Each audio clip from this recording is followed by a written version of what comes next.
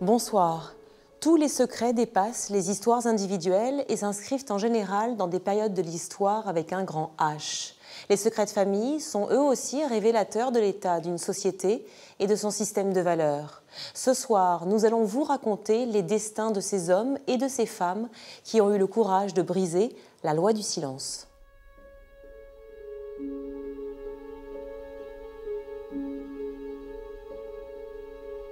Certains secrets de famille traversent les générations, d'autres les frontières. Celui de Mireille Orsinga-Reynaud est, lui, resté bien gardé, jusqu'au jour où cette Alsacienne de 64 ans, mariée et mère d'un garçon, a décidé d'entreprendre des recherches généalogiques.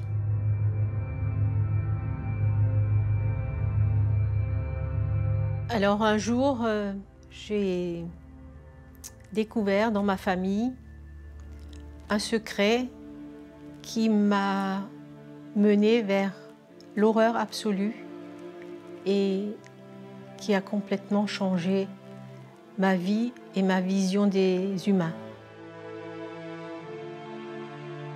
Il y a des gens qui ont une maladie qu'ils traînent toute leur vie, mais moi je traînerai ça toute ma vie. Une maladie incurable. Parce que les blessures à l'âme ne guérissent pas. Mireille est née à Strasbourg en 1947, 2 ans après la fin de la Seconde Guerre mondiale. Elle grandit dans une famille sans histoire, entourée de ses parents et de sa petite sœur. Dès son plus jeune âge, Mireille, qui est très proche de son père, s'intéresse déjà à l'histoire de sa famille.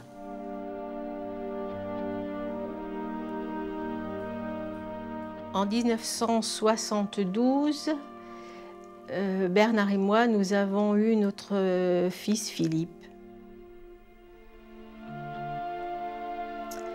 Et à ce moment-là, je me suis rendue à l'évidence que le nom de Reynaud allait disparaître. Puisque mon papa, fils unique, je n'ai qu'une sœur, nous sommes toutes les deux mariées, donc nous portons le nom de nos maris respectifs. Les recherches sont devenues pour moi une évidence encore plus marquée en 1976, après le décès de mon père. C'était le dernier Reynaud de la branche alsacienne qui disparaissait. Et donc ça devenait vraiment quelque chose d'important pour moi, rien que pour sa mémoire aussi.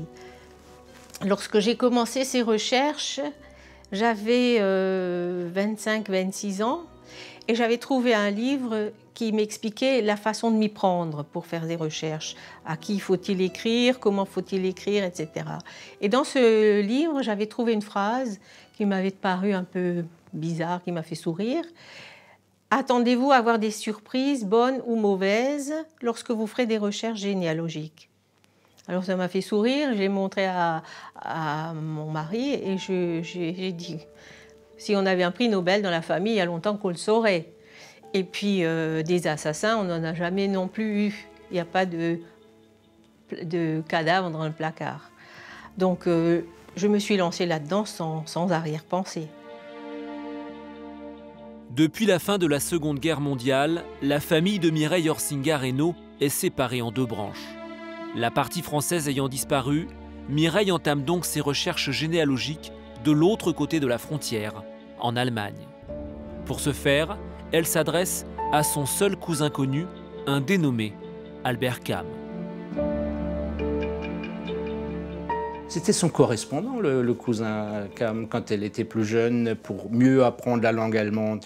Donc elle avait déjà correspondu avec lui, et puis elle m'a dit, tiens, comme il fait partie de la famille, je vais lui envoyer une lettre pour savoir si lui a plus d'informations concernant la famille Reynaud. 2-3 jours après, il m'a envoyé une lettre en me disant que lui-même ne possédait rien, mais qu'un oncle, un de tes oncles, il m'a dit, pourrait peut-être te renseigner. Il habite dans le Palatinat, il est médecin, et c'est là qu'il me donne l'adresse du docteur Georg Reynaud à Bockenheim, dans le Palatinat. Et donc elle a écrit à cette adresse, à ce monsieur, en lui disant « Cher monsieur, voilà, je m'appelle Mireille Reynaud, je fais des recherches généalogiques, j'ai eu votre adresse par monsieur Cam, qui est un cousin de mon papa, et je vous remercie de me donner des informations, si vous pouviez me renseigner sur l'origine de mon nom de famille, Reynaud. » Dans l'attente de la réponse de ce monsieur, elle était un peu curieuse de savoir est-ce qu'il va répondre, est-ce que c'est effectivement un membre de notre famille, parce qu'on ne savait pas exactement où il se situait par rapport à elle. Il m'a téléphoné et il m'a dit « Je suis le docteur Reynaud, je viens d'avoir votre lettre ». Et d'emblée, il m'a dit, on va déjà, dans un premier temps, on ne va pas se vous voyez, on va se tutoyer et tu m'appelleras oncle Georg, je suis ton oncle Georg. Alors j'étais vraiment, j'étais heureuse comme tout. Je me suis dit, en plus, non seulement il va m'aider, mais en plus, il m'accueille à bras ouverts.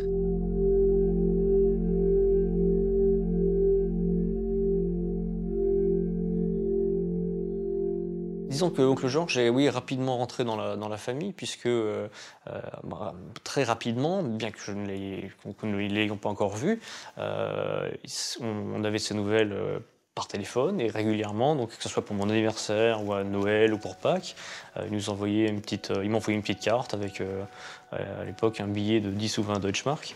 Et donc il n'oubliait jamais. Donc voilà, donc je pense que c'était pas quelqu'un qui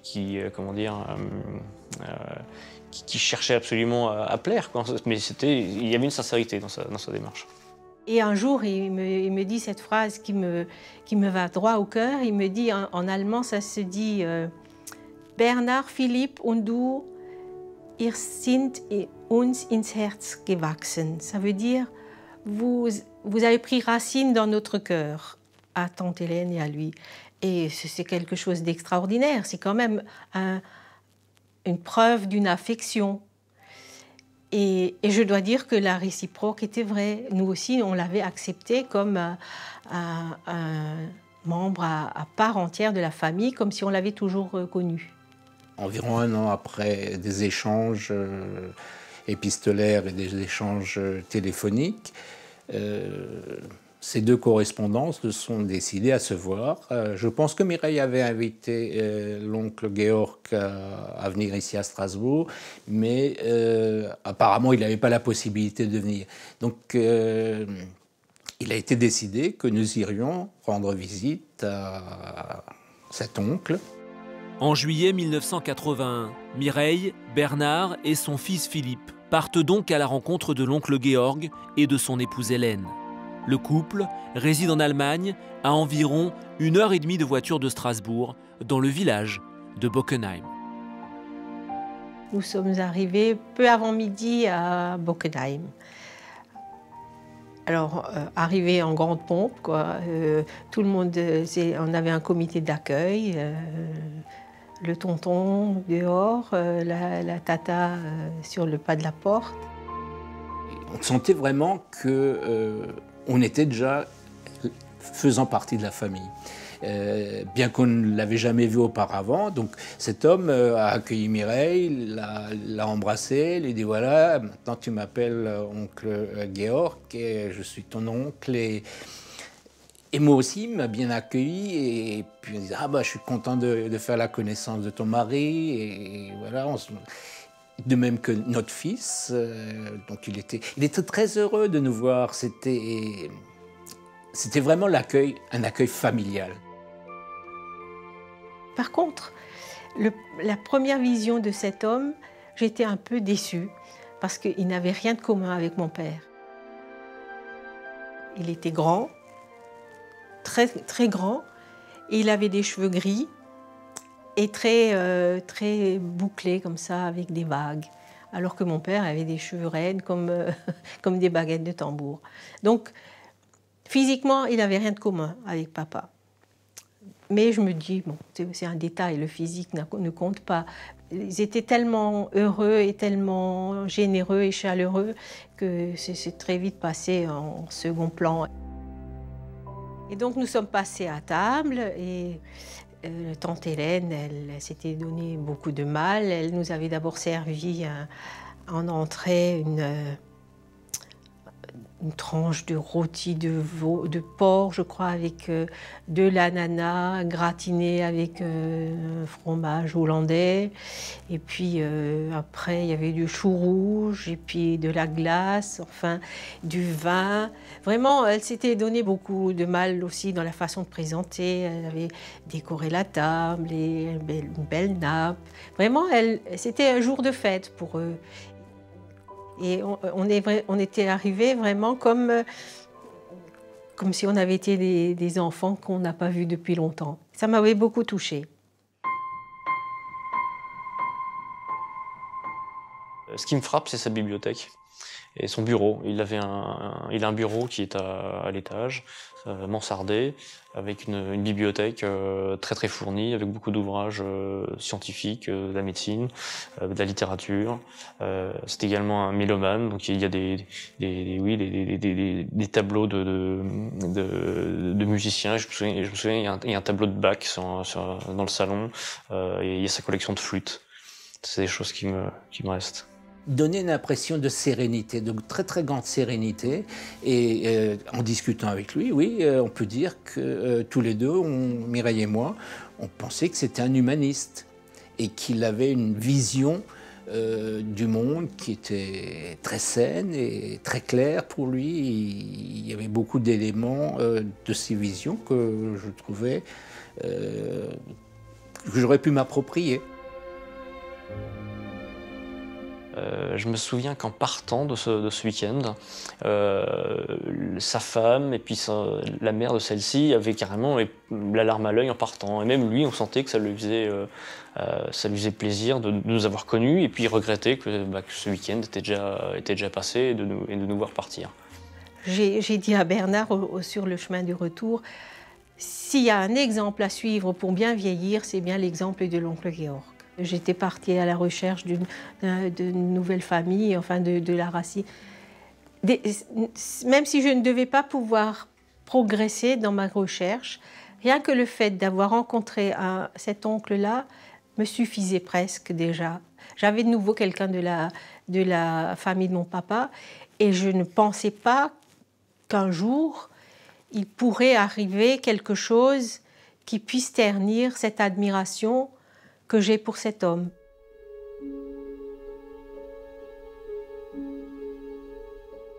Pour Mireille, la rencontre avec l'oncle Georg est une véritable renaissance. L'homme est cultivé, intelligent, brillant et même mélomane. Pourtant, Mireille va découvrir un terrible secret de famille. Un secret qui, pendant près d'un demi-siècle, n'a jamais traversé la frontière. Un secret qui va bouleverser sa vie à tout jamais.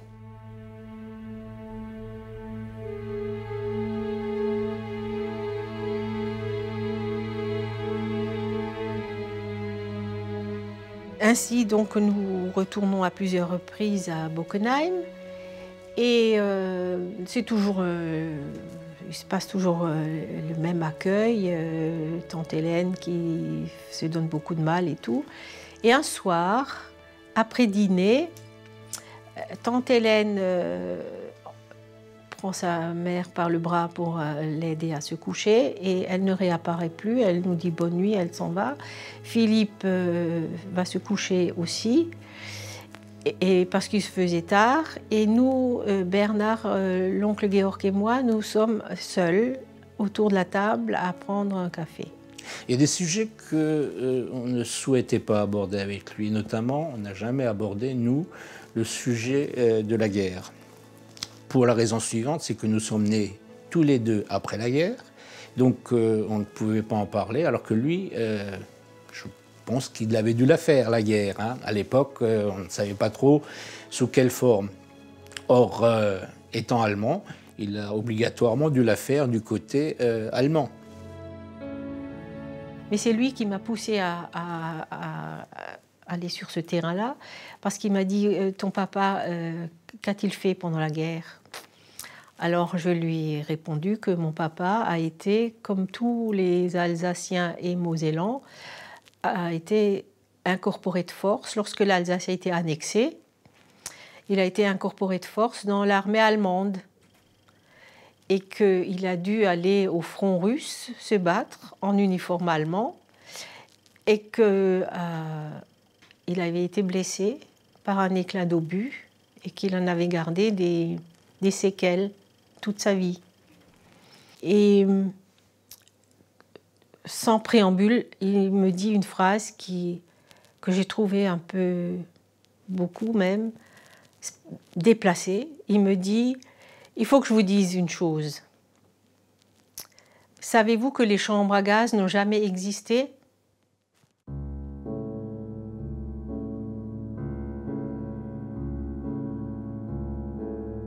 Mireille et moi, on s'est regardés et on est resté un peu bouche bée. Il dit « Ah bon, mais qu'est-ce qui te fait dire ça ?» Eh bien, c'est de la propagande américaine.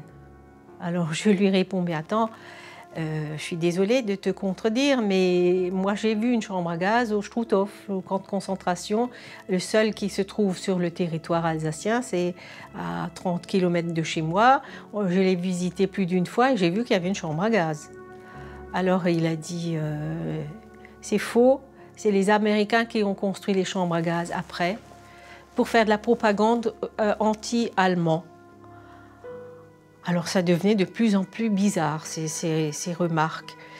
Et j'ai dit, mais non, tu n'as pas le droit de dire ça. En plus, c'est du négationnisme, c'est même... si on te chope dehors à dire ça, tu es puni. Après ces 10 ans de relations affectueuses et amicales, je commence à avoir des doutes. Alors, est-ce que l'oncle Georg est un négationniste, un révisionniste?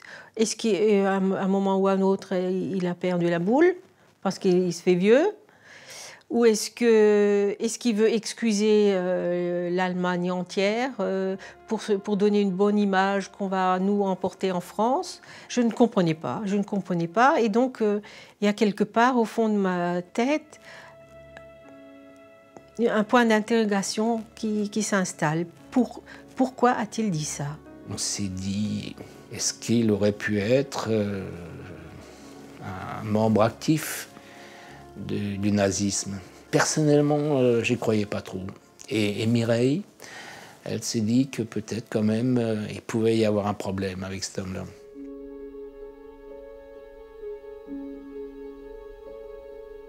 Mireille n'en revient pas. Georg nie l'existence des chambres à gaz. Les années passent et le sujet ne réapparaît pas dans leur conversation. Pourtant, Mireille ne l'oubliera jamais. La vie reprend son cours. Les relations avec l'oncle Georg se poursuivent, mais pour Mireille, rien ne sera plus jamais comme avant.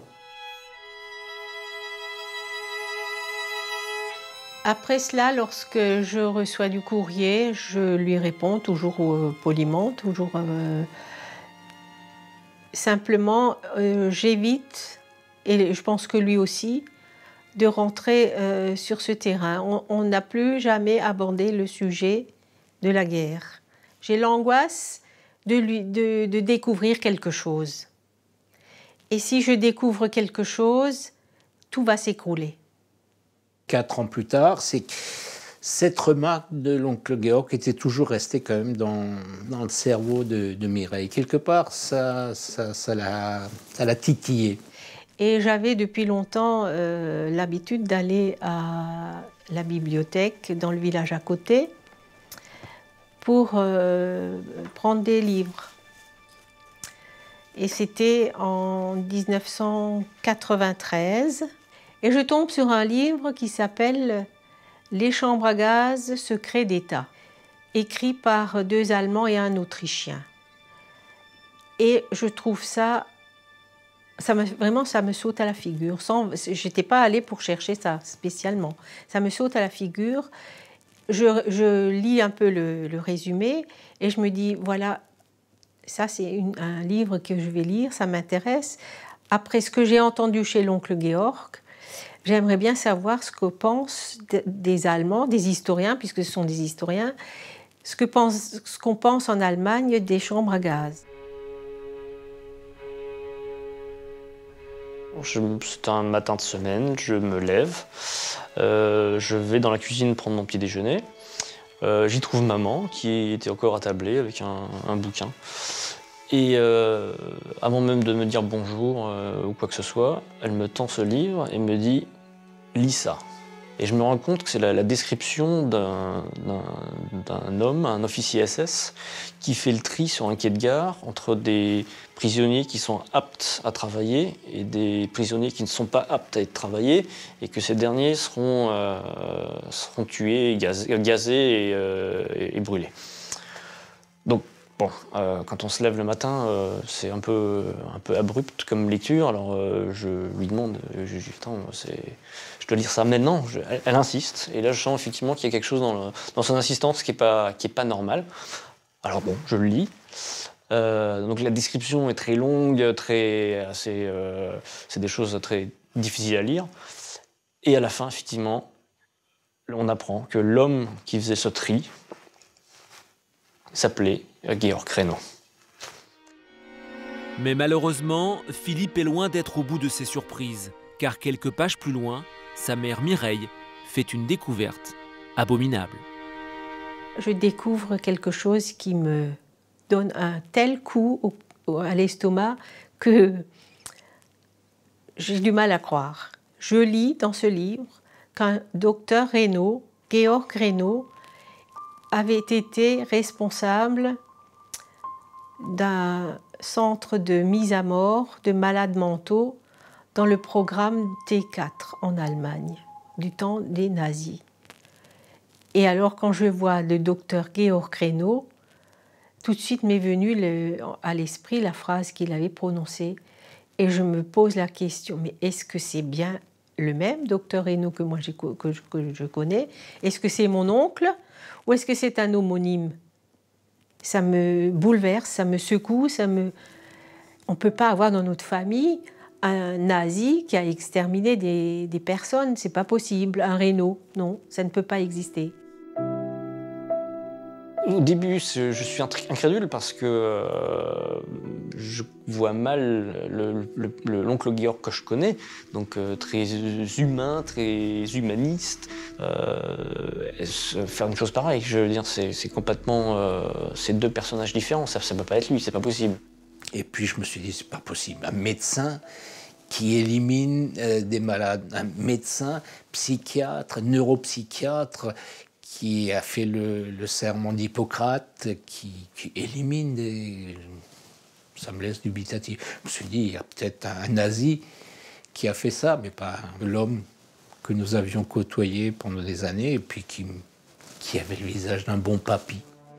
Pour l'instant, j'ai lu ce nom, mais je n'ai pas encore la preuve que c'est l'oncle Georg. C'est un docteur Reynaud. Alors je continue mes recherches. Je continue de chercher des livres qui parlent de cette époque, des livres qui parlent du programme T4, de l'euthanasie. Et dans plusieurs ouvrages, je retrouve l'oncle Georg, ou plutôt le docteur Reynaud. Et plus ça va, plus j'ai la conviction que c'était quand même l'oncle Georg. Et pour en avoir vraiment le cœur net, un jour, je fais des photocopies d'un certain nombre de documents et je lui écris, en lui envoyant les photocopies, avec ma question « Dis-moi, est-ce que c'était toi, ce docteur Reynaud-là » Et c'est là que, quelques jours après, il ne me répond pas par lettre, il me téléphone. Et déjà, au téléphone, sa voix avait changé. Il n'avait plus cette intonation sûre de lui et du patriarche qui disait quelque chose et donc c'était la vérité.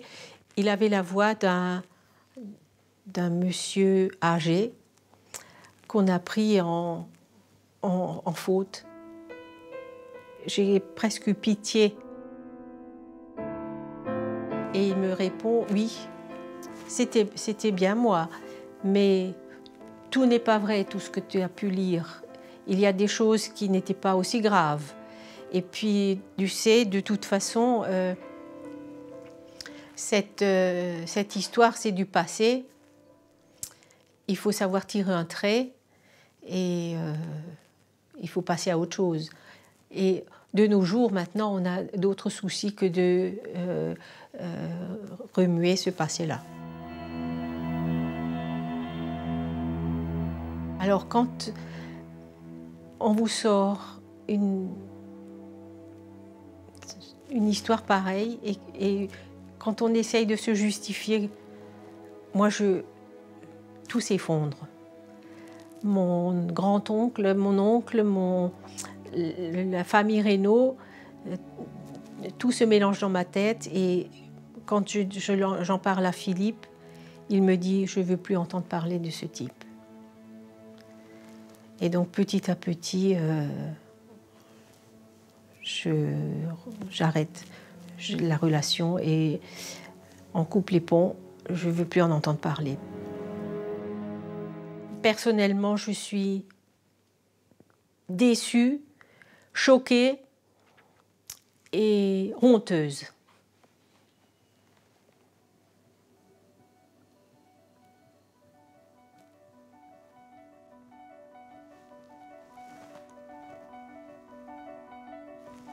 De porter ce nom, il l'a sali.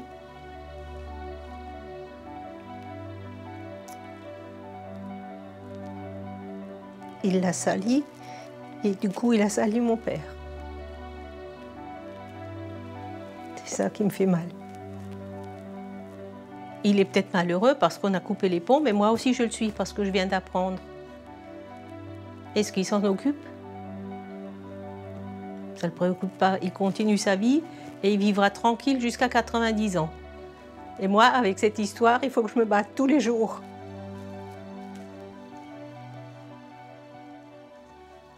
À travers ses lectures, Mireille apprend que son oncle Georg était le médecin responsable du château de Hartheim. Ce centre d'extermination fut l'un des hauts lieux de la barbarie nazie pendant la Seconde Guerre mondiale. On estime à près de 30 000 assassinats commis dans ce centre de mise à mort, dont plus de la moitié d'handicapés physiques et mentaux.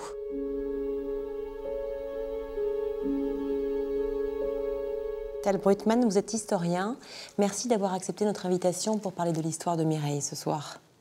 Tel Bruytman, que pouvez-vous nous dire du programme T4? C'était quoi exactement ce fameux programme dont l'oncle Georg a fait partie? Alors, le programme T4 s'inscrit dans une histoire un peu plus longue, qui est celle de la politique eugéniste qui est mise en place en Allemagne à partir de 1933, qui n'est pas propre qu'à l'Allemagne. On retrouve ça dans une vingtaine de pays, y compris les États-Unis ou la Suède, des grands modèles démocratiques, qui vont mettre en place une politique de stérilisation de certaines parties de la population jugées comme étant dangereuses pour le reste de la société. Ça veut dire quoi, jugée dangereuse?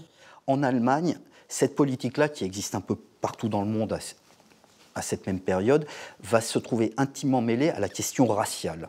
Et très rapidement, les nazis vont décider de stériliser tous les Aryens, les soi-disant Aryens, qui sont supposés être génétiquement tarés, génétiquement dégénérés, et donc menacer la pureté de la race aryenne.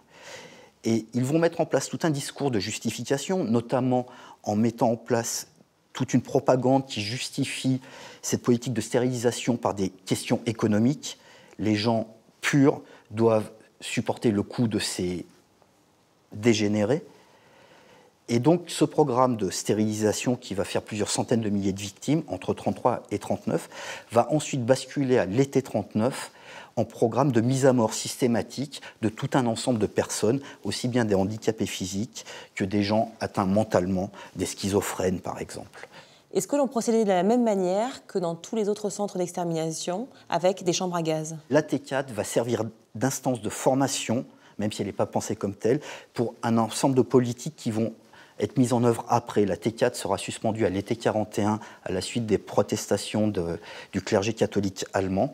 Et ces hommes formés au meurtre de masse, notamment dans 6 centres de mise à mort, dont Hartheim, où on gaze effectivement les gens, ce personnel-là va être réutilisé pour 2 autres politiques. Une d'élimination des détenus des camps de concentration qui ne sont plus aptes au travail, qui sont trop fatigués, malades, et qui vont être éliminés. Des poids, en fait. Qui ne servent plus à rien, et qui vont être éliminés notamment encore à Hartheim. C'est pour ça qu'il y a 2 vagues de politiques différentes à Hartheim.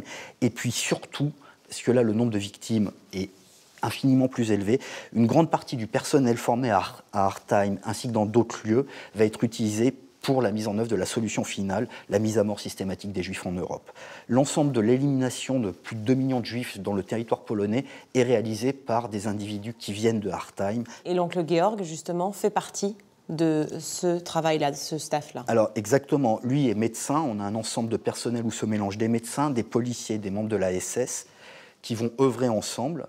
Lui est responsable du gazage, mais tous les hommes qui sont à Hartheim vont ensuite être utilisés du fait de l'expérience qu'ils ont accumulée. Lui va rester à Hartheim pendant que les autres vont être envoyés un peu partout au centre de l'Europe pour tuer des Juifs ou d'autres détenus des camps de concentration.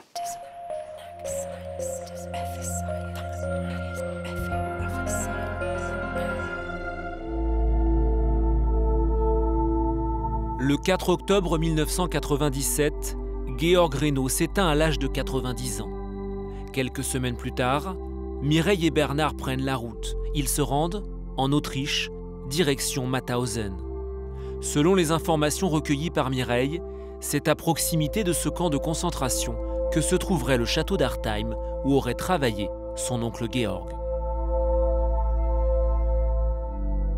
On est arrivé à Mauthausen, c'était dans les montagnes, dans les collines. Il faisait un temps magnifique, c'était vraiment un voyage bucolique. Mais par contre, ce camp est immense. Pour ceux qui l'ont déjà visité, c'est un camp énorme. Et donc, on a passé une journée entière dans ce camp à chercher des traces de l'oncle Georg. Donc, on a passé des heures à chercher là-dedans, dans ce camp de concentration. Et sur le docteur Reynaud, je n'ai rien trouvé. Et en sortant, j'ai passé par la boutique où on peut se documenter, acheter des livres, etc. Je suis tombée sur un livre qui s'appelle « Die Pyramiden von Hartheim », les pyramides de Hartheim, écrit par un écrivain autrichien qui s'appelle Walter Kohl.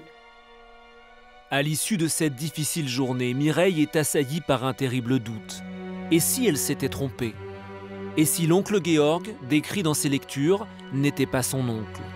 Cette nuit-là, incapable de trouver le sommeil, elle se plonge dans la lecture des pyramides de Hartheim. J'ai pris mon livre, je me suis installée dans la salle de bain. Il y avait une chaise, je me suis installée là. Et je commence à lire avec cette lumière blafarde qu'on a dans les salles de bain. Et d'abord, je découvre où est Hartheim, qui finalement n'est pas si loin de Mauthausen. Et c'est là que je découvre que finalement, le docteur Reynaud était le médecin en second, que le docteur Reynaud visitait les institutions dans les alentours pour sélectionner les malades mentaux qui allaient être exécutés au château de Hartheim, que le docteur Reynaud, à un moment donné, ouvrait lui-même le robinet de gaz, que le docteur Reynaud regardait à travers la lucarne pour s'assurer du bon fonctionnement du gazage, que le docteur Reynaud, avant de les envoyer à la chambre à gaz, les examinait une dernière fois, vérifiait s'ils avaient des dents en or, et alors on les marquait d'une croix pour que les préposés à la morgue puissent extraire les dents quand ils sont morts.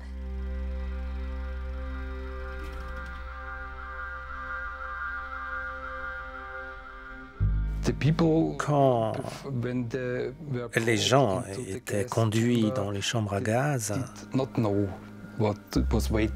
ne savaient pas où ils allaient.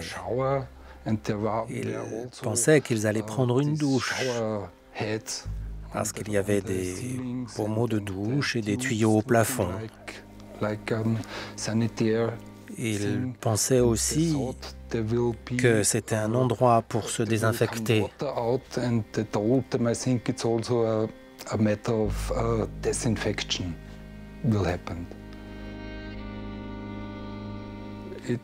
J'ai lu des histoires de témoins qui avaient regardé ce qui se passait à l'intérieur des chambres à gaz par l'œilleton. Et une fois que les portes se fermaient, il semblerait que les gens à l'intérieur commençaient à réaliser ce qui leur arrivait. Il y avait alors des plaintes et des cris. D'après ce qu'on sait, avec les gaz qui étaient utilisés du type monoxyde de carbone, pour exterminer un homme, il fallait environ 5 à 10 minutes.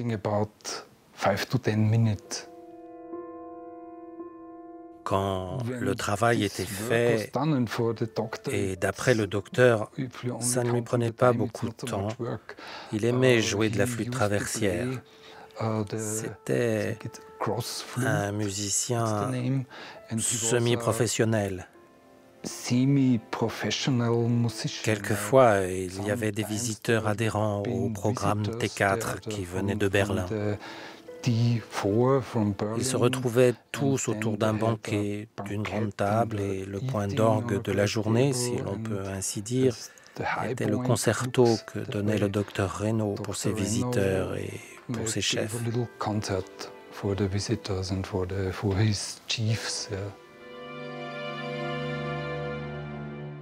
Le lendemain matin, donc, moi je me réveille frais et dispo.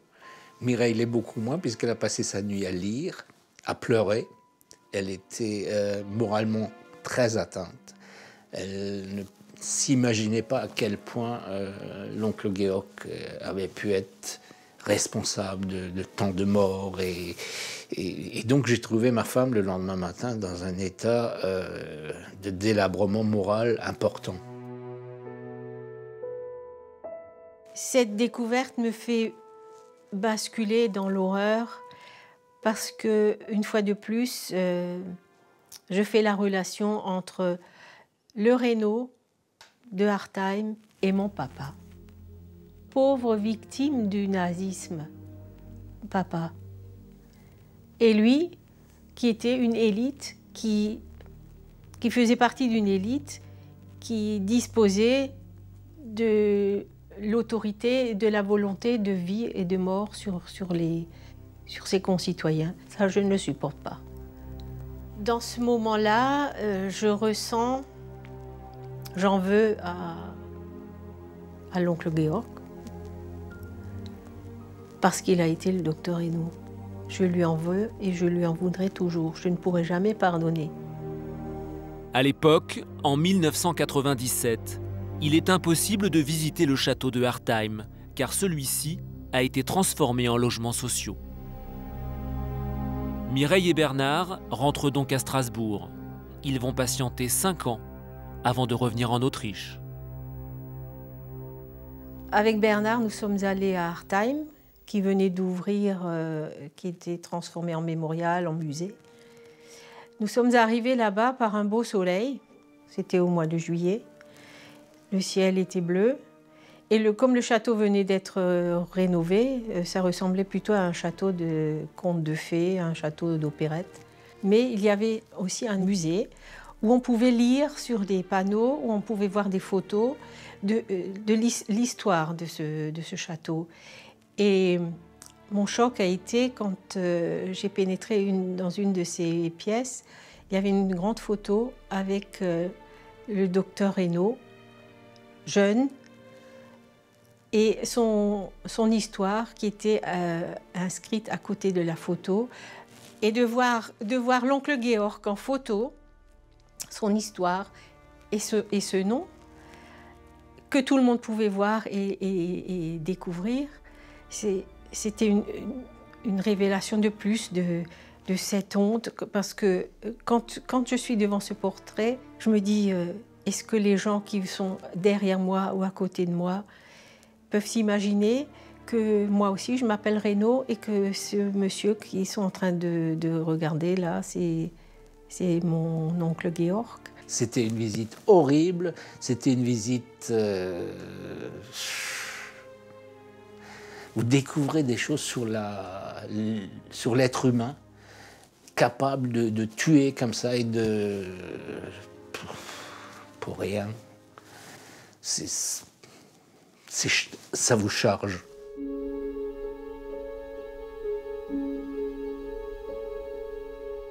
Philippe Grimbert, vous êtes psychanalyste. Merci d'être avec nous ce soir. Mireille fait des recherches généalogiques pour se rapprocher de son père. Après la mort de son père, elle veut faire des recherches sur le nom de famille qui est important pour elle. Et elle ne se doutait absolument pas du secret qu'elle allait découvrir. Qu'en pensez-vous? Est-ce que pour vous, ça relève du hasard? Non, ça ne relève pas du hasard. Mireille avait conscience que quelque chose d'inavouable se tapissait dans l'histoire et dans l'arbre généalogique de la famille, et que ce nom, justement, elle va être obligée de faire un gros travail sur elle-même pour assumer à nouveau ce nom. Elle va trouver une solution d'ailleurs très originale et formidable, qui est celle d'écrire un livre. Je crois que c'est vraiment la solution qu'elle a trouvée, qui est une magnifique invention, nécessaire d'abord, nécessaire parce que la transmission est toujours nécessaire, mais nécessaire pour elle de façon la plus intime, parce qu'il faut vraiment qu'elle sorte de ce clivage, c'est-à-dire de ce mélange insupportable d'amour et de haine qu'elle a pu ressentir dans le même moment. Au moment où elle aime encore cet oncle de toute son affection, voilà que la vérité apparaît et que dans le même moment elle ressent de la haine. Et c'est ça dont je disais que c'était absolument psychiquement insupportable à vivre. Mais le livre est une magnifique solution. Comment un monstre qui a tué des milliers de gens peut-il être un homme aussi attachant, intelligent, cultivé, mélomane, comme on l'a entendu dans le film? Hélas, les actes monstrueux ne sont pas commis par des monstres, mais par des hommes.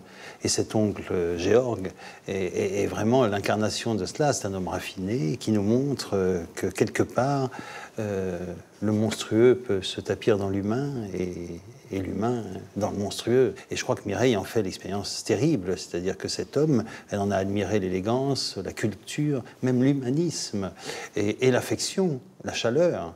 Et évidemment, elle va se heurter là à une vérité qui va la fracasser, j'allais dire, la cliver en tout cas, vraiment la diviser. On a l'impression que Mireille se sent coupable des atrocités qu'a commis l'oncle Georg. Elle rentre même dans une phase dépressive. Pourquoi, selon vous? Dans la logique de l'inconscient, hélas, c'est quelque chose qu'on rencontre souvent dans les histoires de secrets de famille. C'est-à-dire que les enfants souffrent des péchés des pères. C'est une formule un peu rapide. En tout cas, on hérite quelque part ou de la culpabilité, ou des péchés de ceux qui nous ont précédés. Surtout quand ça n'est pas dit. Et même, j'allais dire, essentiellement quand ça n'est pas dit.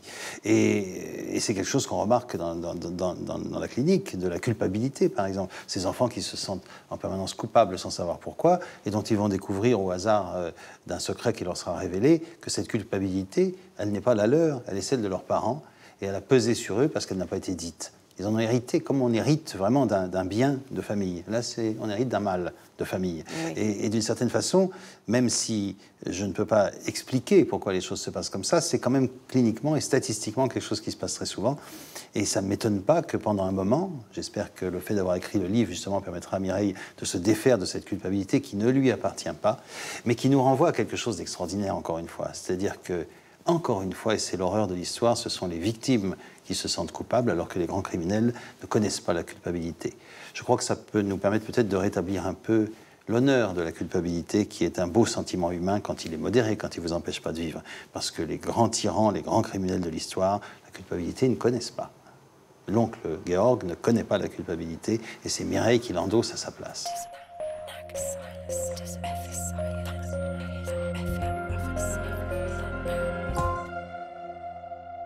L'enquête conduit Mireille au bout de l'horreur.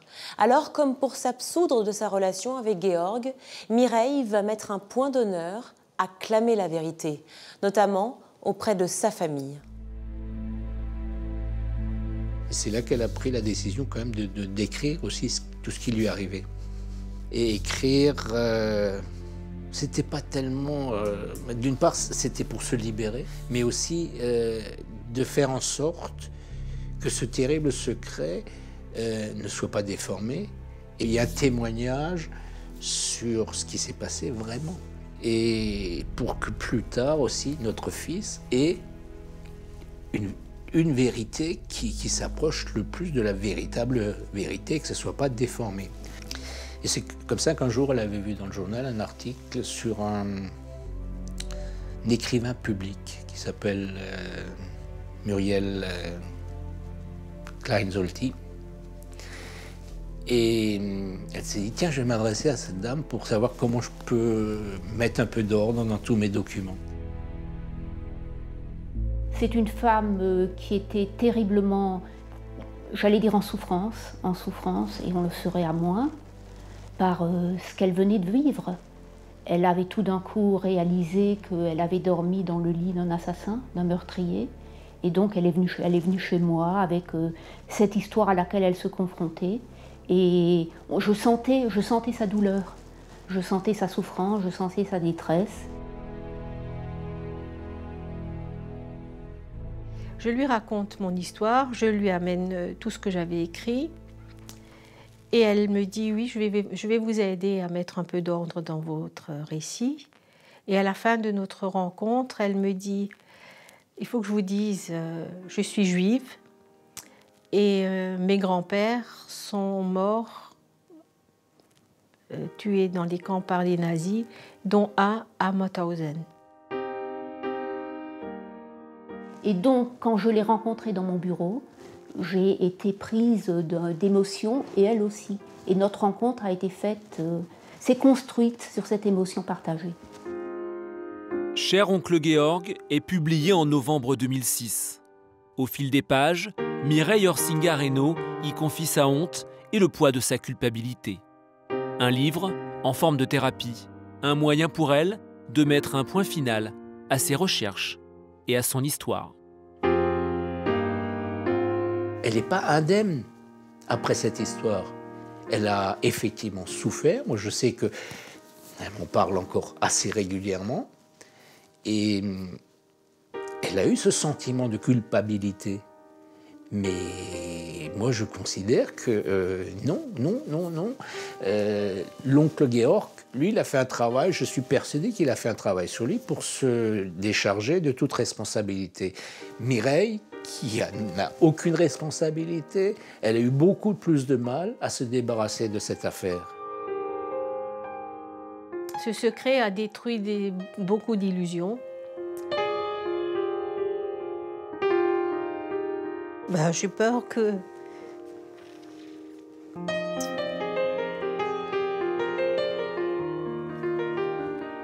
de faire d'autres découvertes. D'ailleurs, j'ai cessé les recherches généalogiques. Ça m'est complètement égal d'où on vient. Je sais où je vais, mais je m'en fiche complètement d'où on vient. S'il y avait d'autres Reynaud, ça m'est égal.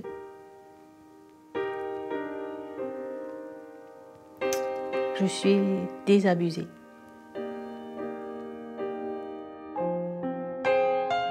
Je me méfie maintenant des personnes que je rencontre et qui sont tout de suite sympathiques et joviales. Et oui, je vous accepte, d'accord, mais ne m'en demandez pas plus. J'ai du mal à créer de nouvelles relations durables. Ça reste éphémère.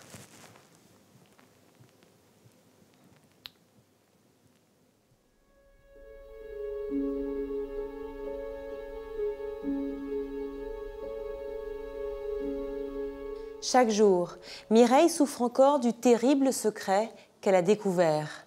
En révélant cette histoire, elle a aussi le sentiment d'avoir réhabilité le nom de son père.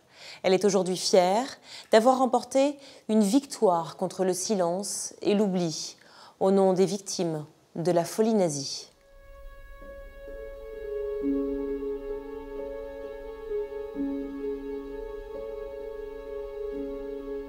Voici maintenant une histoire surprenante, celle de Christian et de sa fille Alexandra. Durant toute son enfance et son adolescence, Alexandra s'interroge sur le véritable visage de son père. Puis un jour, de façon totalement insolite, elle va découvrir l'incroyable secret de son père.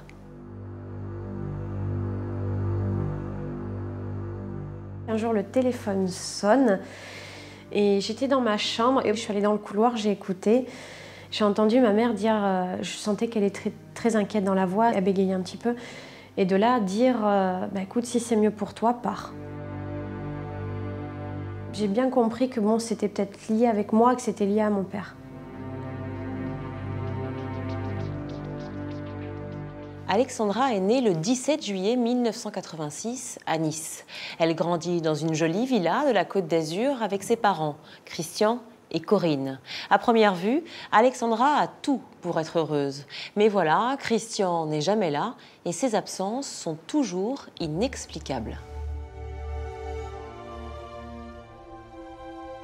Petite, j'ai pas de souvenir de mon père. Mon père, c'est vraiment comme un courant d'air.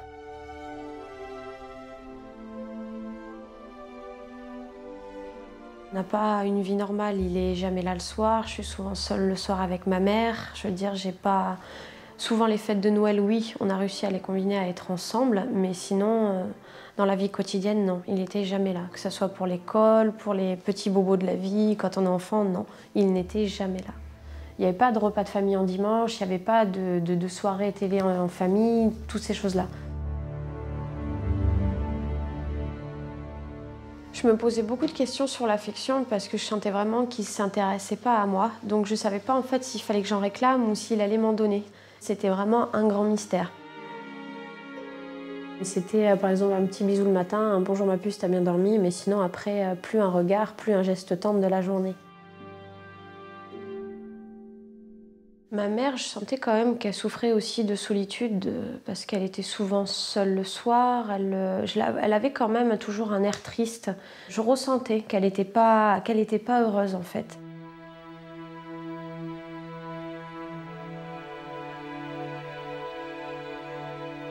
À la maison, j'y suis pas souvent. D'une manière ou d'une autre, j'y suis pas souvent. Et le problème, c'est que il m'arrive de partir pour 2 jours et de revenir 2 mois après.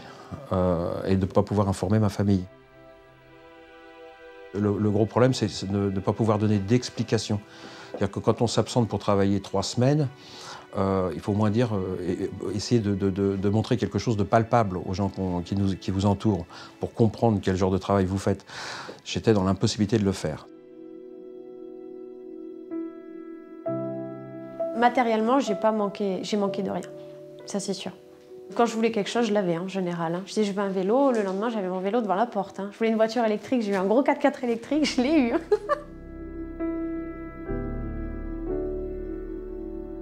Avec Alexandra, c'était une manière de compenser et de lui faire comprendre que je l'adorais et que c'était l'amour de ma vie à l'époque, puisque c'était ma petite fille, donc je pensais que c'était la bonne solution. Je pense que ma fille aurait préféré que je lise des petites histoires avant d'aller se coucher, ça aurait été aussi sympa et ça aurait coûté un petit livre de contes. Voilà.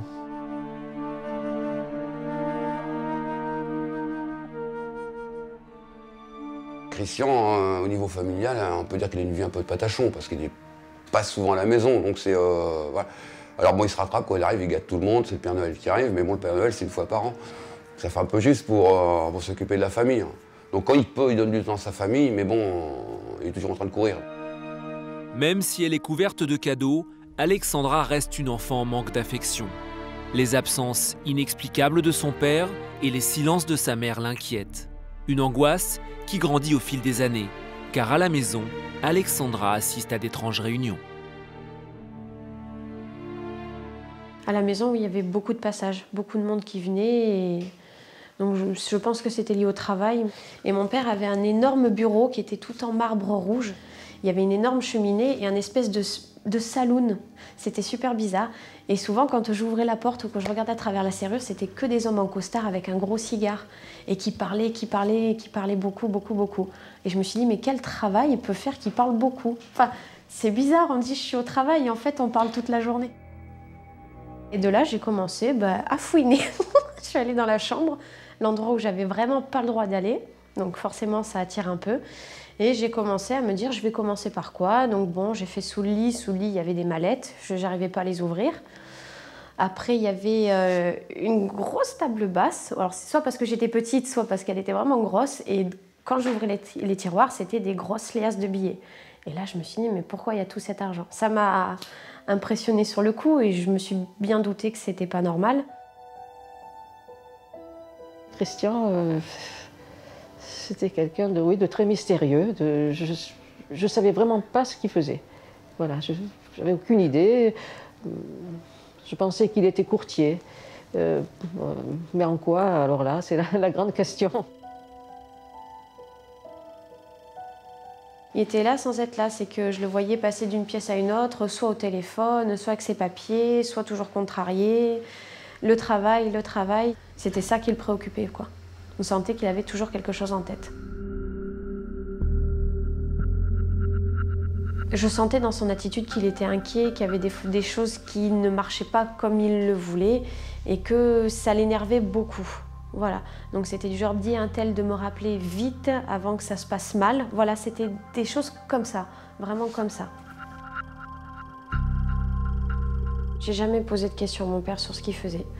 Je sais pas, c'est pas de la pudeur, je sais pas pourquoi j'ai jamais fait ça, mais peut-être peur d'une réponse, je sais pas trop, mais je lui ai jamais posé la question. Ma mère,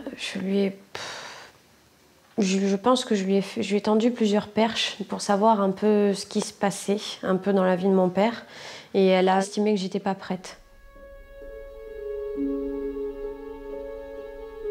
Pour Alexandra, les activités de son père sont de plus en plus mystérieuses. Si Alexandra grandit malgré tout sereinement, à la maison, le climat se détériore. En 1993, sa mère demande et obtient le divorce. Alexandra part vivre à Nice avec elle. Christian, lui, s'installe à Béziers. La jeune fille partage ses week-ends entre ces deux lieux de résidence. Puis un jour, alors qu'elle est censée se trouver à Béziers, chez son père, Christian l'emmène chez des amis, à Bordeaux. Le week-end s'est super bien passé, chez des gens que je ne connaissais pas, mais toujours ce sentiment qu'eux me connaissent, parce qu'ils sont super gentils, super avenants. La maison était immense, ils m'ont appris à jouer au billard, enfin, c'était énorme. J'entendais souvent dire c'est la fille à Christian, faut faire attention. Enfin, j'ai senti qu'il fallait vraiment pas qu'il m'arrive quelque chose. Alors je pense que mon père était respecté ou je sais pas ce qu'il était, mais je sentais quand même qu'il y avait un énorme respect vis-à-vis de lui parce qu'il fallait surtout pas qu'on me garde et me ramener avec un bleu. Ça, je l'avais bien senti. J'étais obligé de l'emmener, de la faire venir dans mes relations, dans mon autre vie, de la faire entrer dans mon autre vie. Quand j'ai eu ma mère au téléphone et que je lui ai dit je suis pas à Béziers, je suis à Bordeaux, ça a été « passe-moi ton père ». J'ai compris que le ton était donné et j'entendais mon père qui disait « c'est bon, t'inquiète pas, je sais ce que je fais, t'inquiète pas pour elle ». Je sentais que le ton montait, elle m'a reparlé, elle m'a repris le téléphone, elle m'a dit s'il y a quoi que ce soit, s'il se passe quoi que ce soit, tu sais que maman est là, tu m'appelles. Quand je suis rentrée, ma mère m'a posé un tas de questions et comment c'était, est-ce qu'ils ont été gentils, est-ce que ton père ça allait. C'était l'interrogatoire. Nous sommes en 1996. Alexandra se sent toujours aussi seule. Elle a maintenant 10 ans. Pris par ses activités professionnelles, son père est toujours aussi peu présent. Puis un jour, il va disparaître. Un jour, le téléphone sonne et j'étais dans ma chambre. Je suis allée écouter, je suis allée dans le couloir, j'ai écouté. J'ai entendu ma mère dire, je sentais qu'elle était très inquiète dans la voix, elle bégayait un petit peu. Et de là, dire, écoute, si c'est mieux pour toi, pars. J'ai bien compris que bon, c'était peut-être lié avec moi, que c'était lié à mon père. Voilà. J'ai pas posé de questions parce que bon, je n'étais pas censée écouter aux portes à ce moment-là. Et elle ne m'a rien dit après, donc j'ai bien compris que je ne devais pas savoir. Alexandra s'enferme dans le secret. Elle a tout juste 12 ans et elle sent bien que quelque chose ne tourne pas rond. Pourquoi son père a-t-il disparu? Elle en est persuadée, sa mère lui cache forcément quelque chose. Ma mère était quand même très angoissée. Je sais que son attitude a quand même beaucoup changé. À l'école, tout le monde rentrait soit en bus, soit à pied. Moi, j'avais plus le droit de rentrer toute seule. Il fallait que quelqu'un vienne me chercher. Bon, c'était tout le temps ma mère. Et un jour, une de mes copines me dit « Alexandra peut rentrer avec moi chez moi ». Ma mère, il en est hors de question. Alexandra, rentre avec moi et c'est comme ça. Là, j'ai senti que c'était un non négociable et que c'était comme ça. Voilà, j'ai bien senti qu'elle était très inquiète. Et je veux dire, à 12 ans, on a un peu envie d'être autonome quand même, et j'ai senti qu'elle était inquiète et qu'il fallait qu'elle soit tout le temps là. Je me posais de plus en plus de questions, et pourquoi, et qu'est-ce qui se passe? Et c'est vrai que ça enflait beaucoup, enfin, c'était de pire en pire au niveau des questions, et ma mère n'y répondait pas et ne voulait pas me répondre, ça je l'avais bien compris. Et c'est vrai que c'est à partir de ce moment-là où j'ai vraiment eu beaucoup de mal à encaisser tout ce qui se passait. Le fait que personne ne veuille me parler, je me suis vraiment sentie rejetée. Je m'en souviens très bien de cette période. J'ai vraiment changé au niveau caractère, comportement. Et je me suis mis dans ma tête que je ne me laisserais plus faire. Je sais qu'elle n'allait pas bien à ce moment-là quand même. Elle en parlait avec ses copines, elle disait qu'elle voulait partir avec sa copine, bon, mais j'ai pas pris ça trop au sérieux. Et donc j'ai fait une fugue. Je suis partie 2 jours.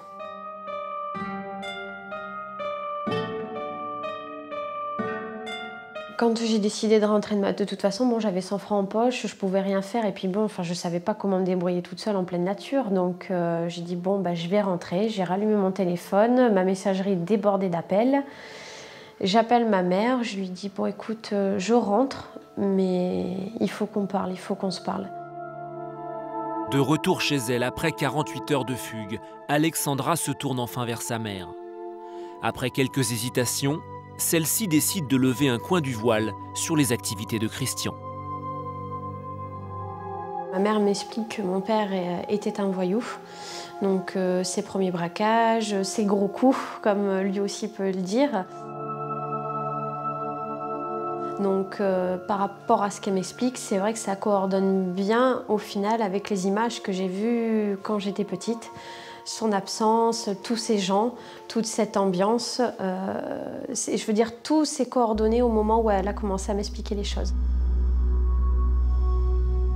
C'est quand même une grosse révélation, c'est quand même quelque chose d'assez lourd à entendre. Donc je me suis dit, est-ce qu'il est méchant avec les autres? Comment il est avec les autres? Enfin, ça doit être une autre personne. On doit pas, enfin, les personnes extérieures ne doivent pas le voir comme moi je le vois. Et c'est assez troublant de se dire que son père est peut-être quelqu'un d'autre.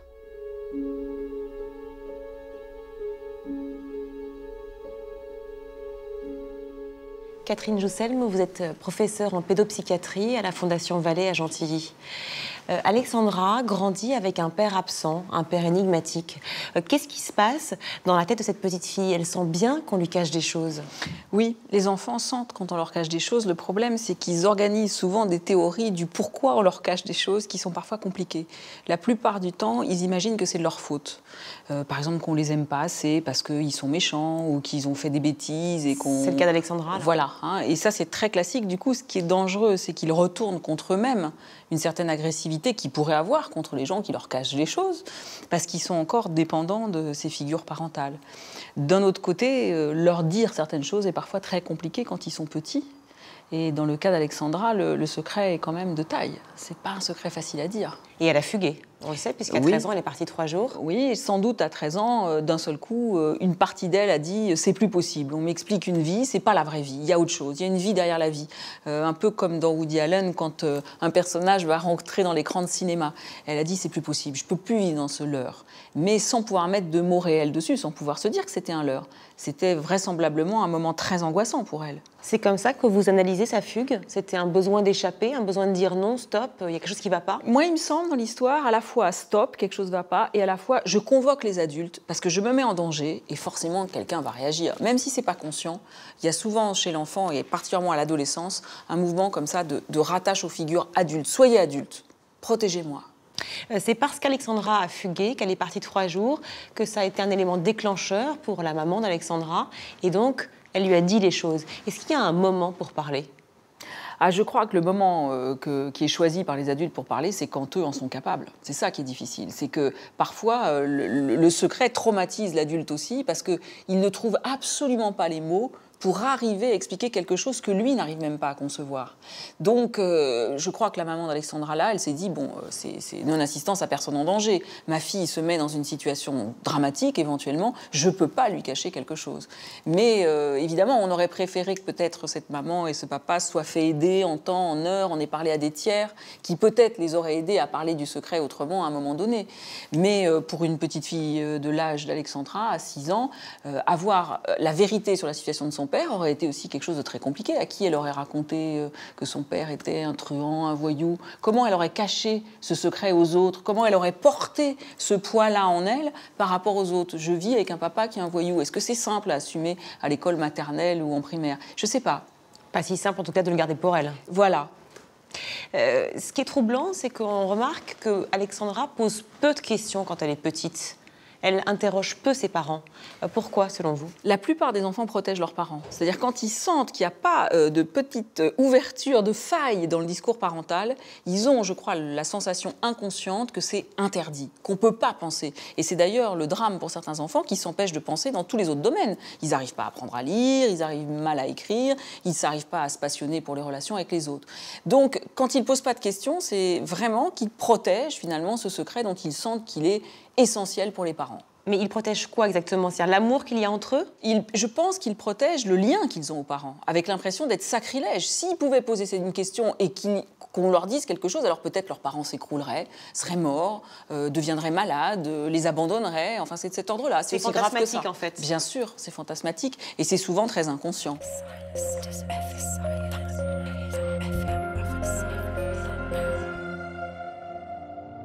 Pour Alexandra, son père est un malfrat, un voyou. Mais est-ce bien là son seul secret? Pour le découvrir, il faut se replonger dans l'histoire de Christian Lestavel. Une histoire qui débute mal. Sa mère se suicide lorsqu'il a 9 ans. Son père sombre dans l'alcoolisme. Nous sommes alors en 1964. Les services sociaux décident de placer Christian à la DAS.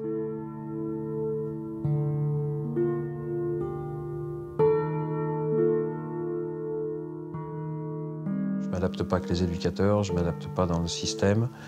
Et donc je passe mon temps à fuguer. Voilà, aussitôt qu'il y a une porte ou une fenêtre d'ouverte, je m'en vais. Et je rejoins mon père. Malheureusement, mon père était tombé dans la boisson. On vivait dans un taudis à Carrières-sur-Seine. Mais c'était mon petit paradis à moi. Je finis par rencontrer dans le quartier où vit mon père des jeunes qui sont des petits délinquants. Et donc on décide plus ou moins de vivre ensemble, tous les uns les autres, de s'entraider. Notre but, c'était pas de faire des sacs à main ou des choses comme ça ne nous venait même pas à l'esprit. Donc il restait pas grand-chose à faire après pour vivre. C'était de faire des banques, tout simplement. Ça nous est venu tout à fait naturellement. Bizarrement, le premier braquage, c'est une gare, la gare de la Verrière. Et on a tellement peur. En réalité, on était morts de peur. On passe par les quais, et puis on ouvre la porte du guichetier, puis on lui met les armes sous la tête, et puis on lui demande d'ouvrir le coffre.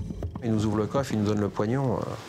On prend tout, nous, hein, il nous donne, on prend, hein, et on ressort, et on monte dans la voiture. Là, on est euphorique après, parce qu'il y a l'adrénaline, encore une fois.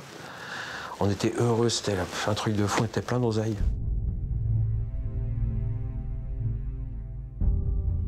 Un soir, Christian est arrivé et m'a donné de l'argent. Il m'avait donné, je sais plus quelle somme. Et moi, j'étais hyper contente. Je me dis, oh là là, c'est énorme. Quand j'ai dit au revoir à Christian à la fenêtre, j'ai vu qu'il avait une superbe voiture. Il avait une Jaguar. On enchaîne tous les braquages, tout se passe bien. Et puis à un moment, la raison revient quand même. On se retire, on arrête de déconner. Moi, mon rêve, c'était d'ouvrir une épicerie. C'était de devenir épicier comme mon frère aîné. Mon frère aîné est épicier, je trouvais ça fabuleux, je rêvais d'ouvrir une épicerie. Sauf que dans l'équipe l'équipe de braqueurs qu'on était, d'autres continuent parce qu'il n'y a pas de raison d'arrêter. Et eux font un braquage à Pontoise, ça se passe très très mal pour eux. À l'époque, ils avaient blessé quelqu'un. Et évidemment, quand ils sont arrêtés, entendus et tout, ils balancent tout, absolument tout. Et donc, mon passé me rattrape. Et puis je me fais arrêter. Et je suis condamné plusieurs années. J'ai plusieurs années de détention.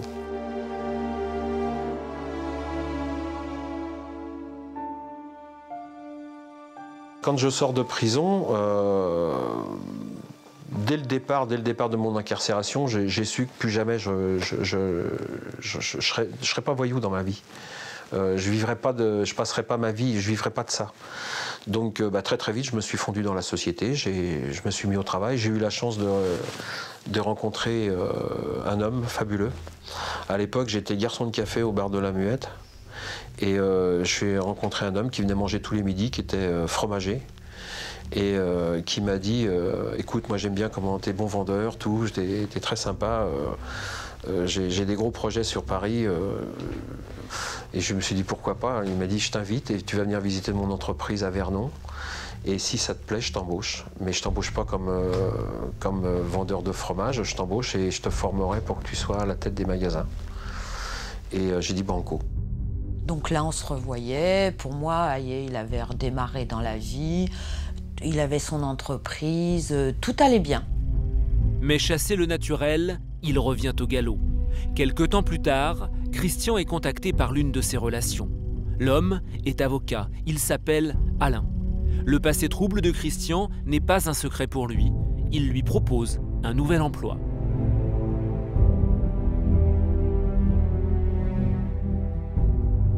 Alain est le gestionnaire de grosses propriétés à Saint-Tropez, de milliardaires à Saint-Tropez. Et donc, il me demande de tout superviser pour lui et de faire tous les travaux. Je deviens le majordome de toute la gestion de ces propriétés. Et très très très vite, je m'aperçois que justement, ce n'est pas un avocat d'affaires tout à fait ordinaire, mais que c'est un avocat très spécialisé. Et spécialisé comme conseil dans le grand banditisme. Je m'aperçois qu'il est un des avocats du groupe Zampa, qui est un des groupes criminels les plus importants de la Côte d'Azur à l'époque.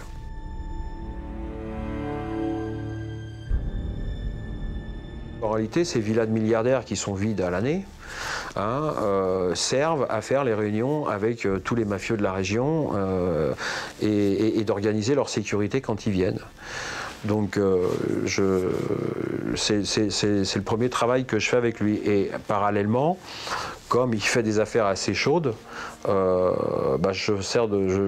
j'ai repris de nouveau les armes et je lui assure sa sécurité.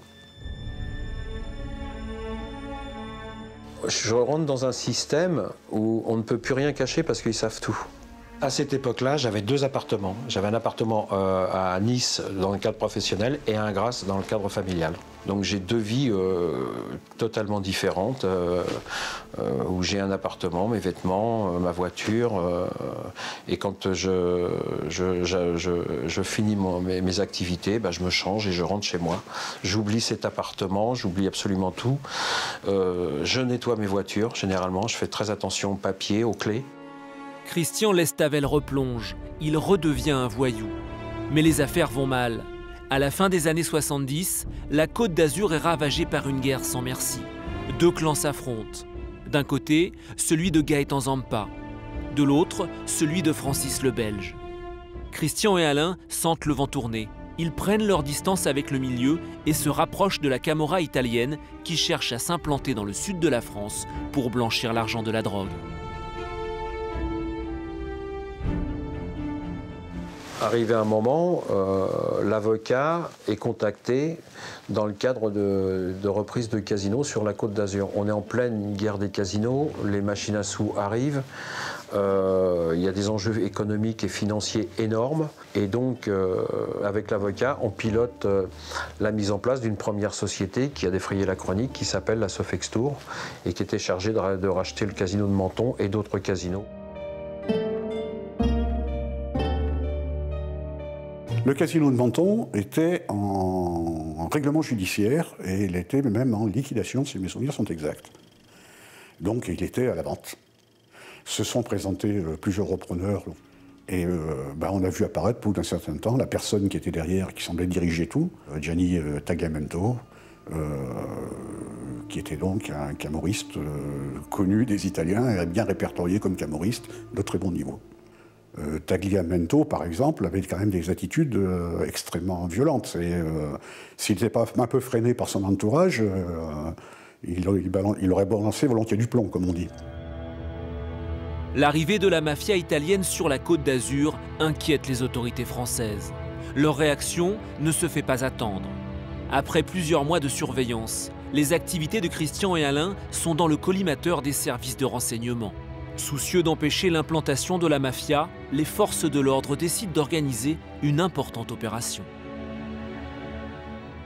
Ils sont 6 Italiens appartenant à la mafia des casinos. Parmi eux, Sergio Corte, directeur d'une salle de jeu du casino de San Remo, et surtout Giovanni Tagliamento, un Napolitain de 35 ans lié au parrain Michele Zazza, actuellement sous les verrous à Marseille. Ces deux hommes, bien connus des services de police, étaient les têtes pensantes d'un réseau mafieux spécialisé dans le recyclage de l'argent sale.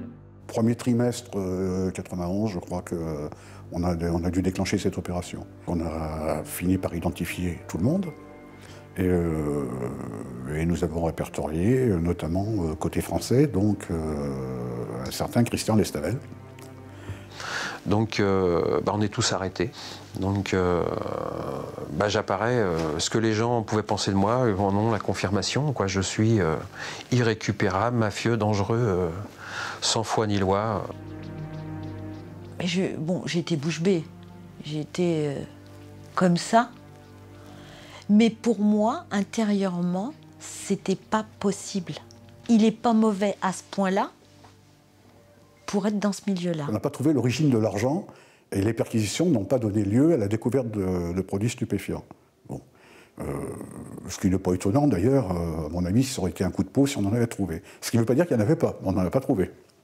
Donc impossible de prouver le blanchiment, donc impossible de prouver l'origine légale des fonds. Donc tout ce petit monde relâché au bout de, je crois, 48 heures de garde à vue.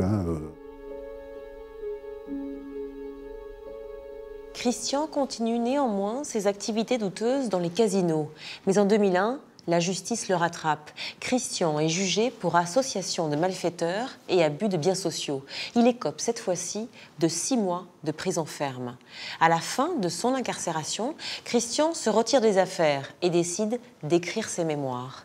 Mais ses confessions vont bien au-delà de ce que peut imaginer son entourage, sa famille et surtout sa fille, Alexandra. Un soir d'avril 2006, alors qu'Alexandra rentre du travail, elle reçoit un appel de son père. Alexandra, qui a alors 20 ans, est loin de se douter du secret que son père va lui révéler.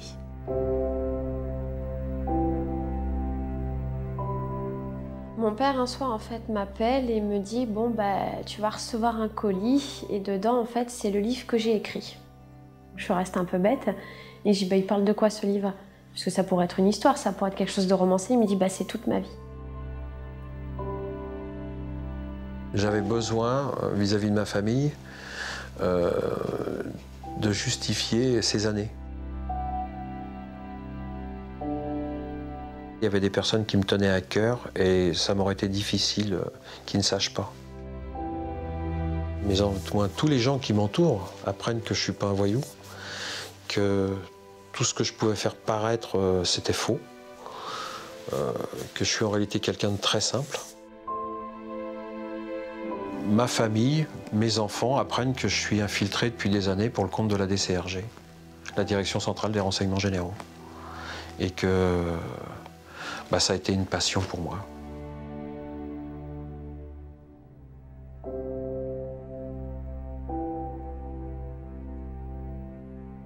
Eh bien, Christian Lestavel, il se trouve, pour dire toute la vérité, c'était l'infiltré de service, celui que nous avions recruté, dans le but exclusif de démontrer que la Camorra, effectivement, s'intéressait au casino sur la côte. Ça surprend d'apprendre que son papa est infiltré. Donc, en fait, pendant tous ces longs mois d'absence, en fait, il n'était pas...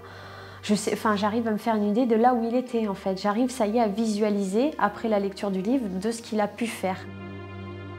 On tombe de haut parce que c'est pas tout le monde qui peut faire ça, je pense. Et puis c'est peut-être aussi un soulagement dans le sens où mon père n'était pas ce grand voyou, peut-être qu'il faisait mal aux autres. J'étais ravie. C'était, mais franchement...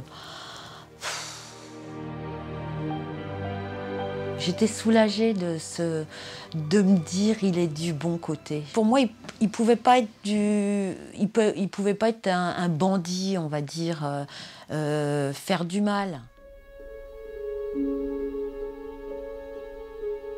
Pendant 15 ans, Christian a donc travaillé pour les renseignements généraux, au péril de sa vie et de celle de ses proches. Christian n'a pas été recruté par hasard. C'est en sympathisant avec un agent de la police judiciaire de Versailles, lors de ses braquages de jeunesse, qu'il est devenu un infiltré. À l'époque, je travaillais dans mes fromageries, j'étais gérant de mes fromageries et j'ai été recruté à ce moment-là en me disant que par les relations que j'avais eues à la fois en prison et les relations que j'avais nouées sur la Côte d'Azur, j'avais peut-être la possibilité de leur rendre service. J'ai rencontré Christian Lestabel dans les années 90. Je l'ai rencontré un après-midi, il pleuvait, c'était en hiver, c'était donc dans un bar. Nous avons discuté très longuement. J'ai passé quand même quasiment 3 à 4 heures avec lui, je dirais à le tourner, à le retourner, à le mettre un peu sur le grill. On a fait toutes les vérifications nécessaires sur son compte. Et c'est vrai qu'il avait un passé judiciaire, disons qu'il pouvait se présenter très valablement dans un groupe criminel, disons qu'il ne déparait pas la famille. Quand je suis recruté, je ne peux pas imaginer et j'ai aucune idée des conséquences familiales que ça produira dans le temps et dans ma vie après.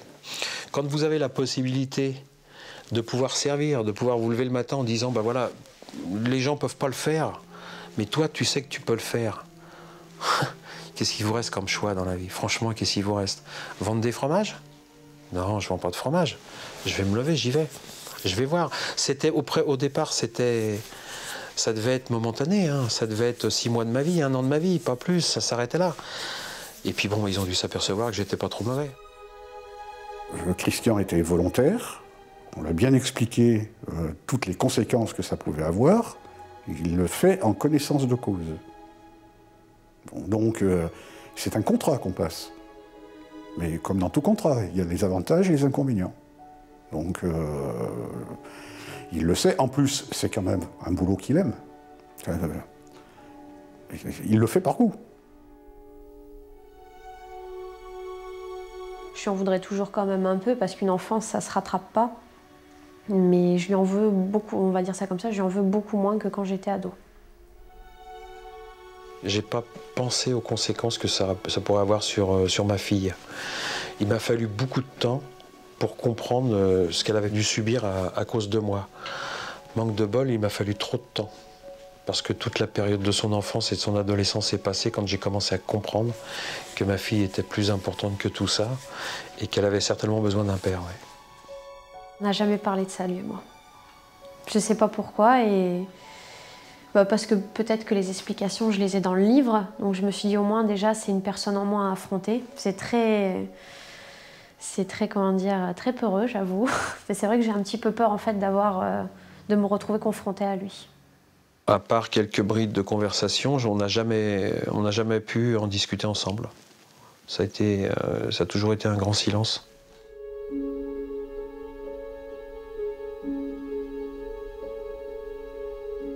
Christian, Alexandra, le père, la fille, vous vous retrouvez pour la première fois, tous les deux, pour reparler de cette histoire. Merci d'être là, merci d'être dans Secret de famille. Christian, votre histoire est extraordinaire, digne d'un polar. Vous avez conscience que lorsque vous avez accepté de devenir un infiltré des renseignements généraux, eh bien vous deviez être muré dans le silence. La seule question que je me suis posée, c'est de me dire est-ce que je suis capable de le faire et après, je me suis dit, ça serait dommage que je dise non aujourd'hui, sachant qu'avec les possibilités que j'ai, j'ai peut-être possibilité de participer à l'arrestation de ces gens qui vont mettre des bombes un petit peu partout dans Paris et puis assassiner des gens qui n'ont rien à voir dans tout ça. Donc pour moi, le choix était fait. Je pense que ça valait le coup, ça valait la peine de le faire. Durant l'enfance d'Alexandra, qu'est-ce qui a été le plus compliqué pour vous? Les mensonges, les absences? Les deux. Les mensonges, bon, Alexandra était petite, c'était les mensonges à sa mère.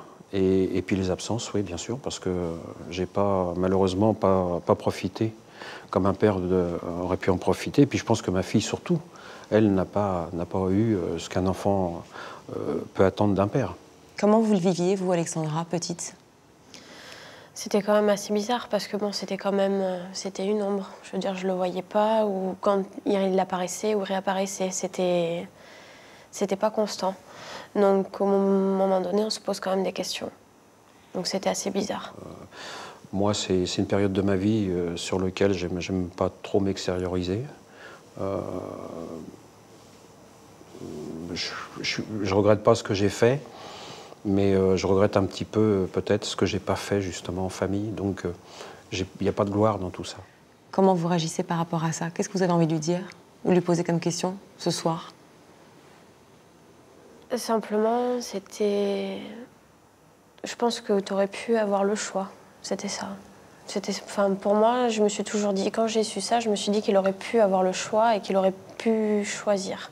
Choisir une autre vie? Choisir une autre vie. Moi, c'est mon ressenti à moi avec tout ce que j'ai, entre guillemets, vécu. Donc je me suis toujours dit que bon, on a quand même le choix de ce qu'on peut faire et je me suis dit qu'il aurait pu choisir autre chose. Ma mère n'était pas heureuse, donc je ressentais que mon environnement familial n'était pas heureux. Donc il y avait quand même beaucoup de tristesse et le fait qu'il soit jamais là, c'était quand même assez dur. Je veux dire, à l'école ou quoi, je veux dire, je savais pas où était mon père, ce qu'il faisait, je pouvais pas, on m'en parlait pas, donc il y avait quand même un vide dans tout ça. Vous comprenez ça, Christian? Oui, je le comprends, mais c'est pas un choix professionnel pour moi. Moi, c'était devenu une passion, quelque chose d'obligatoire. J'avais un sentiment de servir. De servir l'État? En tout cas, de servir mon officier. Moi, j'ai travaillé pour les hommes, j'ai jamais travaillé pour le reste. Mais donc non, moi, je me levais passionné, j'étais un passionné. Donc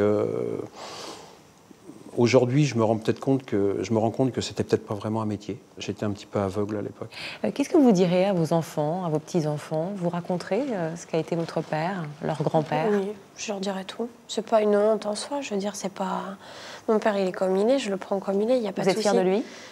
Fière de lui, oui. Mais j'aurais préféré quand même que les choses soient faites autrement vis-à-vis de moi. Après, c'est mon ressenti. Mais après, j'ai honte de rien. Vous lui en voulez? J'en ai voulu quand même quelques années. Mais aujourd'hui? Non, plus maintenant. Est-ce que le fait d'avoir amorcé la discussion entre vous ce soir va vous permettre dorénavant de parler plus librement, tous les deux, Alexandra? Je pense que oui, c'est déjà un premier pas pour se dire on peut se parler librement. Peut-être que tu sais que j'ai pas honte ou que je t'en veux pas. Donc je pense que oui, ça peut déjà être une étape. C'est nécessaire pour vous, pour votre reconstruction? Oui, oui, complètement. Vous le comprenez, ça? Oui, je le comprends. Je comprends, puis je répondrai à toutes les questions, en tout cas, que ma fille me posera, c'est certain. Mais sachant que maintenant, ce que je souhaiterais, c'est qu'on parle d'avenir ensemble et qu'on oublie tout le reste. J'ai consacré beaucoup de temps aux autres, ce qui m'a fait très plaisir. Et j'aimerais aujourd'hui me consacrer à ma fille, ouais, à mes enfants, en tout cas, et à ma famille, la famille que j'ai aujourd'hui, qui est très importante pour moi. Ce qui est joli ce soir, c'est de voir que vous, Alexandra, vous n'en voulez pas à votre papa, que vous êtes fiers de lui. Vous allez pouvoir vous retrouver tous les deux et discuter. Et vous, Christian, de retrouver votre fille. Vous avez envie de lui dire quelque chose? Que je l'aime. Moi aussi. C'est le plus important. Ouais. Merci d'avoir été avec nous ce soir. Merci bien. Merci.